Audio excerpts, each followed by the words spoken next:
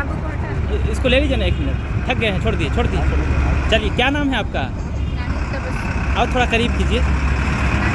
नाहिद तबस्सुम। कहाँ से हैं आप? नवादा। नवादा से हैं। माशाअल्लाह। डीवी के लिए आई थी आप? जी। कंप्लीट हो गया? कोई दिक्कत नहीं आई? नहीं। तो ये पहली नौकरी है या पहले से नौकरी में है? नहीं, पहली नौकरी है। बहुत कम उम्र में ये नौकरी मिल रही है आपको, कैसा महसूस कर रहे हैं आज? बेटर। खुशी हो रही है? जी। आपके शौहर भी साथ में हैं, उनको खुशी है इस नौकरी से? या इधर ही है बगल में, ये भी नौकरी में है क्या? नहीं, नौकरी में नहीं है। चलिए, क्या इरादा है, इनको भी नौकरी में भेजना है कि आप ही करेंगी सिर्फ? ये बिजनेसमैन है। बिजनेसमैन है। चलिए, बहुत अच्छी बात है। एक आदमी नौकरी में रहिए, डबल लोग फिर जाएंगे ना, तो फिर बहुत परेशानी बढ़ जाती है। तो ये नौकरी आपको मिल रही है और आप उर्दू के ओहदे पर रहेंगे, तो क्या ख्याल है, उर्दू को याद रखेंगे आप?